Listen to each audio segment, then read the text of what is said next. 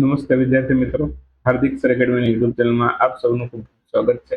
આજનો જે વિડીયો છે એમાં આપણે ચર્ચા કરશું 24મી એપ્રિલના તમામ અગત્યના કરંટ અફેર વિશે.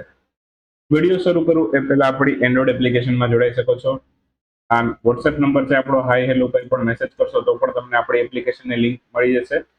બાકી પ્લે સ્ટોરમાં ડાયરેક્ટલી સર્ચ કરી શકો છો. આ વિડીયોના ડિસ્ક્રિપ્શનમાં પણ તમને આપણી એન્ડ્રોઇડ એપ્લિકેશનની લિંક મળી જશે. શરૂ કરીએ આજનો 24 એપ્રિલના કરંટ અફેરનો વિડીયો. સૌથી પહેલો ક્વેશ્ચન આજના વિડીયોમાં. હાલમાં જાહેર થયેલ આઈએમએફના અહેવાલ પ્રમાણે ભારતની અર્થવ્યવસ્થા વિશ્વમાં કેટલા નંબર ઉપર રહેલી છે? તો હાલમાં જ આઈએમએફ એટલે કે ઇન્ટરનેશનલ મોનિટરિંગ ફંડ, એને હાલમાં જ એક અહેવાલ એટલે કે રિપોર્ટ પ્રકાશિત થયો છે. એમાં ભારતની અર્થવ્યવસ્થા 6થા ક્રમ ઉપર રહી છે.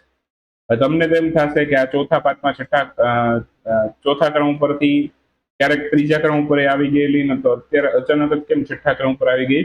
બરાબર, તો ઉતાર ચઢાવ તો થતા રહે. ઓકે, તો આ આઈએમએફ છે એમણે એપ્રિલ 26માં જે લેટેસ્ટ રિપોર્ટ જાહેર કર્યો છે એના અનુસાર ભારતનો જે જીડીપી છે, ઓકે, હમણાં યુદ્ધની પરિસ્થિતિને કારણે પણ થોડોક ડાઉન થયો, ઉપરાંત યુએસએના જે ટેરિફ હતા એના કારણે પણ આપણી થોડીક ઇકોનોમી ડાઉન ગઈ.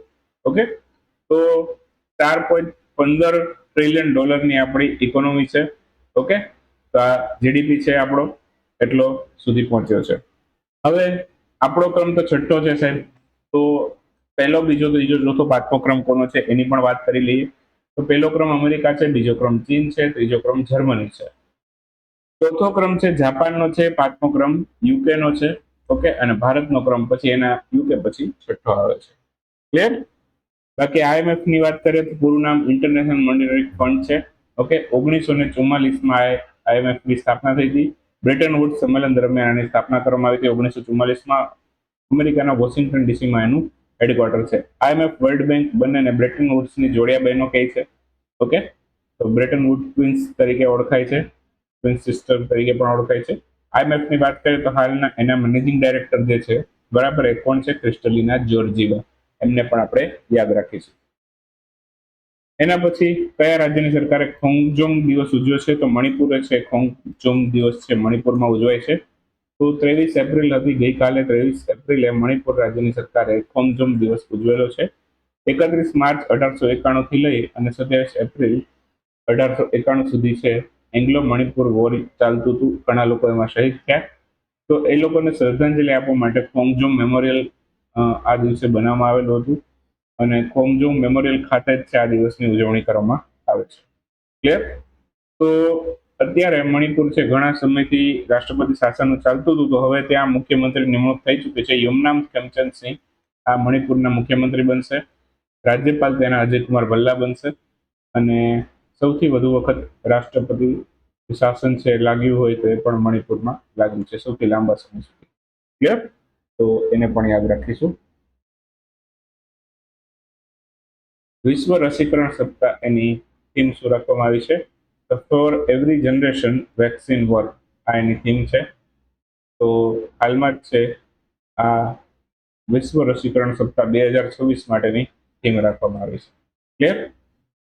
તો હાલમાં જ વિશ્વ રસીકરણ સપ્તાહ 2026 ઉજવાયેલો છે. ઓકે, તો ક્યારથી ક્યાર સુધી ઉજવાયેલો હતું? તો કે 24 એપ્રિલ થી લઈ અને 30 એપ્રિલ સુધી છે આ વિશ્વ રસીકરણ સપ્તાહ એટલે કે વર્લ્ડ ઇમ્યુનાઇઝેશન વીક છે ઉજવાયેલો છે. થીમ આની રાખેલી છે for every generation vaccine work.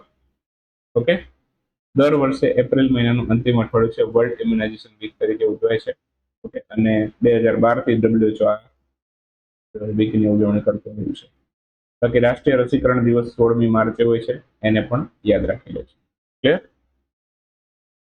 એના પછી નેક્સ્ટ ક્વેશ્ચન, રાષ્ટ્રીય પંચાયતી રાજ દિવસની ઉજવણી ક્યારે કરવામાં આવેલી હતી? તો રાષ્ટ્રીય પંચાયતી રાજ દિવસ છે હાલમાં જ ઉજવાયેલો છે, અને 24 એપ્રિલે ઉજવાયેલો છે. આજે રાષ્ટ્રીય પંચાયતી રાજ દિવસ છે. આન્સર આવશે 24 એપ્રિલ.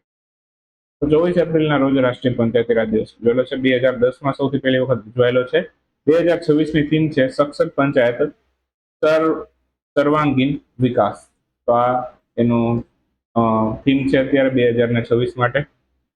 પંચાયતી રાજની સ્થાપના કઈ સમિતિ હેઠળ થઈ? તો બળવંતરાય સમિતિ હેઠળ છે પંચાયત રાજની સ્થાપના થઈ. ક્યારે થઈ? તો 1959. ઓકે, અને પંચાયતી રાજની સૌથી પહેલી શરૂઆત કરનારા રાજ્ય પૂછે તો એ રાજસ્થાન અને આંધ્રપ્રદેશ છે. ઓકે, બાકી ગુજરાતમાં પંચાયતી રાજ છે 1963 થી આવ્યું, એવું પણ પૂછી શકે ગુજરાતમાં ક્યારથી આવ્યું? 1963. પરિસમન વિધેયક 2026 હેઠળ લોકસભાની સીટોની સંખ્યા છે બરાબર 543 થી વધારીને કેટલી કરવામાં આવી છે? તો 543 થી વધારી 850 કરવામાં આવશે. આ પરિસમનની બેઠક હતી હમણાં. પરિસીમન વિધેયક છે એની બેઠક હતી, મતલબ કે એનું વિધેયક છે એ પસાર થઈ ગયું છે, તો એના હેઠળ છે આ બેઠકો વધારી અને 850 સુધી લાવવાનો પ્રયાસ છે. ઓકે, અત્યારે કેટલી છે લોકસભાની સીટોની સંખ્યા? 543 છે, એ વધારી બરાબર અને 850 કરવાની છે. ક્લિયર? આ 850 પૈકી 815 જે છે એ રાજ્ય માટે રહેશે, બાકીની 35 છે એ કેન્દ્ર શાસિત એટલે કે યુનિયન ટેરિટરી માટે રહેશે. આ વિધેયક છે 131મું બંધારણ સુધારા બિલ તરીકે રજૂ કરવામાં આવ્યું છે, જેમાં કાયદા મંત્રી અર્જુન રામ મેઘવાલ છે એમના દ્વારા આ બિલ રજૂ કરાયું છે. ક્લિયર? બાકી બંધારણની અંદર અનુચ્છેદ નંબર 82માં પરિસીમન આયોગ જે છે બરાબર, જેને અંગ્રેજીમાં ડિલિમિટેશન કમિશન તરીકે ઓળખવામાં આવે છે, તો એ અનુચ્છેદ 82માં બંધારણમાં એની જોગવાઈ કરેલી છે. પ્રશ્ન પૂછી શકે કે પરિસીમન એટલે કે ડિલિમિટેશન કમિશન છે એની જોગવાઈ કયા અનુચ્છેદમાં છે? તો અનુચ્છેદ નંબર 82. આયોગનું મુખ્ય કાર્ય શું છે? તો આયોગનું મુખ્ય કાર્ય છે વસ્તી ગણતરીના આધારે લોકસભા વિધાનસભાના મત વિસ્તારોની સીમા નક્કી કરવાનું છે. ભારતમાં અત્યાર સુધીમાં ટોટલ કેટલા પરિસીમન આયોગ બન્યા છે? તો ટોટલ અત્યાર સુધીમાં 4 વખત છે આ પરિસીમન આયોગ બનેલા છે. એક તો સૌથી પહેલા 52માં જ્યારે સૌથી પહેલી ચૂંટણી થઈ હતી, પછી એના પછી 63માં બન્યો, પછી 73માં બન્યો અને છેલ્લે 2002માં બન્યો. ત્યારબાદ અત્યારે 2026માં પરિસીમન આયોગ બન્યો છે.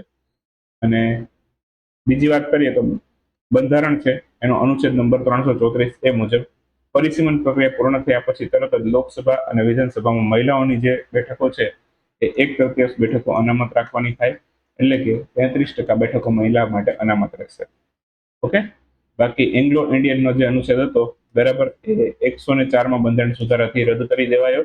હવે કોઈ પણ એંગ્લો ઇન્ડિયન સમુદાય માટેની બેઠકો અનામત નથી રાખતા, એ નાબૂદ થઈ ગયું છે. ઓકે, પરિસીમન આયોગ જે છે એના અધ્યક્ષ કોણ હોય એવું પૂછે તો સુપ્રીમ કોર્ટના નિવૃત્ત ન્યાયાધીશ હોય એના અધ્યક્ષ હોય છે. મુખ્ય ચૂંટણી કમિશનર હોદ્દાની હોય તેના સભ્ય હોય છે, તો એને પણ યાદ રાખી લેજો. Clear? Next question, Tata semiconductor manufacturing plant છે એ કયા રાજ્યમાં સ્પેશિયલ ઇકોનોમિક ઝોન બનાવવા માટે મંજૂરી મળી છે? તો ટાટા સેમિકન્ડક્ટર મેન્યુફેક્ચરિંગ પ્લાન્ટ છે એને હાલમાં જ ગુજરાત રાજ્યની અંદર છે ધોલેરા ખાતે સ્પેશિયલ ઇકોનોમિક ઝોન એટલે કે સેઝ બનાવવા માટે મંજૂરી મળી છે. તો હાલમાં જ ટાટા સેમિકન્ડક્ટર મેન્યુફેક્ચરિંગ પ્લાન્ટ ગુજરાતના ધોલેરા ખાતે સ્પેશિયલ ઇકોનોમિક ઝોન છે એના માટે મંજૂરી મળી છે. ધોલેરામાં અદ્યતન સેમિકન્ડક્ટર હબ બનાવવામાં આવશે આ પ્રોજેક્ટ હેઠળ, જેનો મુખ્ય ઉદ્દેશ ચિપ ઉત્પાદનમાં ભારતને આત્મનિર્ભર બનાવવાનો રહેશે. ટોટલ 91,000 કરોડનું અહીંયા જંગી રોકાણ કરેલું છે. બાકી ધોલેરા છે ભારતનું મહત્વકાંક્ષી ધોલેરા સ્પેશિયલ ઇન્વેસ્ટમેન્ટ રિજિયનનો એક ભાગ અને ગ્રીનફિલ્ડ સ્માર્ટ સિટી તરીકે અત્યારે વિકસી રહ્યું છે, એ પણ યાદ રાખજો. બાકી સ્પેશિયલ ઇકોનોમિક ઝોન એવો વિસ્તાર છે કે જ્યાં વેપાર અને ઉદ્યોગને લગતા કાયદાઓ છે દેશના અન્ય ભાગો કરતા અલગ હોય છે, એટલે અહીંયા સ્પેશિયલી ઉદ્યોગને પ્રાયોરિટી મળે એ ટાઈપના કાયદાઓ સ્પેશિયલ ઇકોનોમિક ઝોનમાં રાખવામાં આવેલા હોય છે. આ બધા કાયદાઓ પણ એ રીતે નક્કી કરે છે કે જે સેઝ એક્ટ 2005 હેઠળ આવે છે કે જે પર્યાવરણને પણ નુકસાન ના કરે.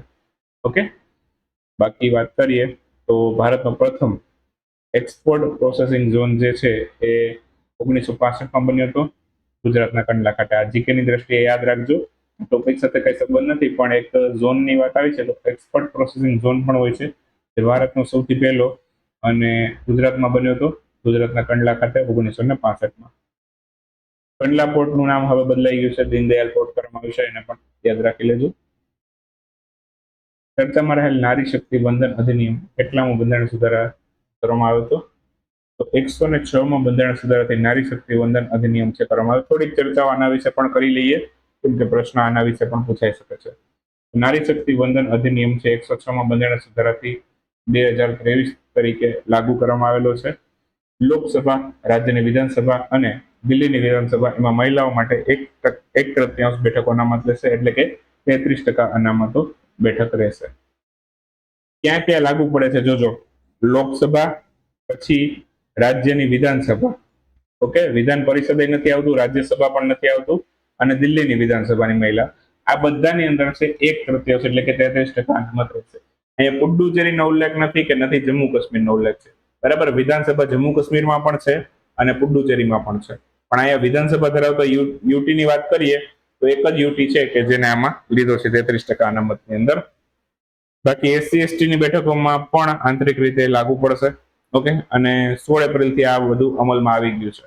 ઓકે, નવા પરિસીમન પછી આ વ્યવસાયિક રીતે જોવા મળશે. બાકી 15 વર્ષ સુધી આ શરૂઆતમાં જ્યારે લાગુ થશે ત્યારે 15 વર્ષ સુધી લાગુ રહેશે. ઓકે, પછી સંસદની ઈચ્છા મુજબ એને લંબાવી શકાશે બિલ પાસ કરીને. ઓકે, બાકી આના માટે જે બિલ રજૂ થયું હતું નારી શક્તિ વંદન અધિનિયમ માટે, એ 128મું બંધારણ સુધારો બિલ હતું. ઓકે, જેના અંતર્ગત 106મું બંધારણ સુધારો બનેલો. ઓકે, બાકી ગૃહમાં હાજર મતદાન કરનાર સભ્યો છે 2/3 બહુમતીથી આ બિલ પસાર કરી શકે છે. તો ટૂંકમાં બિલ પાસ થવા માટે 2/3 બહુમતી જરૂરી હતી, જે મળી ચૂકેલી.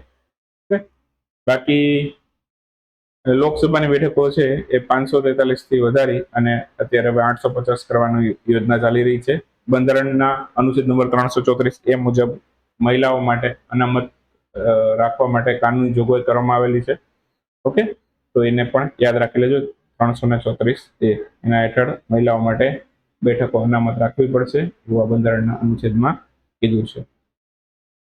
નાણાકીય વર્ષ 26 એના માટે કયો દેશ ભારતનો સૌથી મોટો વ્યાપારિક ભાગીદાર દેશ બનશે?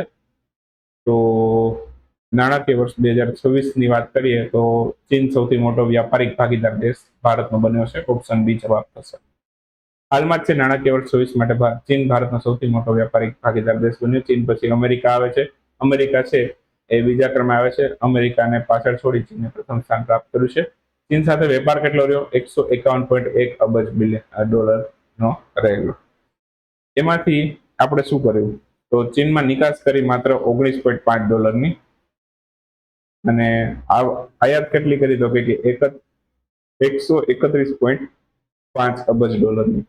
ઓકે, તો આપણો જે ટૂંકમાં આપણે વેચ્યું ખાલી 19.5 રૂપિયાનું. ઓકે, એવી રીતે પણ કહી શકીએ. અને લીધું કેટલાનું, ખરીદ્યું કેટલાનું? તો કે 131.5 રૂપિયાનું ખરીદ્યું. તો આપણને નફો થાય કે ખોટ થાય? તો આપણો જે ટ્રેડ છે ખોટમાં જ ગયો છે. તો આપણો જે ટ્રેડ છે ખોટમાં જાય, બરાબર, તો એને શું કહેવાય? ટ્રેડ ડેફિસિટ કહેવાય. બરાબર, જ્યારે ઇકોનોમીના સંદર્ભમાં ખોટ જતી હોય તો એને કહેવાય ટ્રેડ ડેફિસિટ. બરાબર, વ્યાપાર ખાધ પણ કહેવાય ગુજરાતીમાં કહીએ તો, અને અંગ્રેજીમાં ટ્રેડ ડેફિસિટ કહેવાય. જો નફો થતો હોય તો આપણે, જેમ કે અમેરિકા સાથે આપણે ગયા વર્ષે છે આપણો ટ્રેડ છે, બરાબર, એ પ્રોફિટમાં રહ્યો હતો. બરાબર, તો પ્રોફિટમાં રહે એને કહેવાય ટ્રેડ સરપ્લસ. ઓકે, તો એને પણ યાદ રાખી લેજો. ઓકે, બાકી નાણાકીય વર્ષ આપણું 1 એપ્રિલ થી શરૂ થાય, જે શરૂ થઈ ચૂક્યું છે અત્યારે, અને 31 માર્ચ સુધી ચાલતું રહે. ચલો ફટાફટ એક વખતના ક્વેશ્ચન.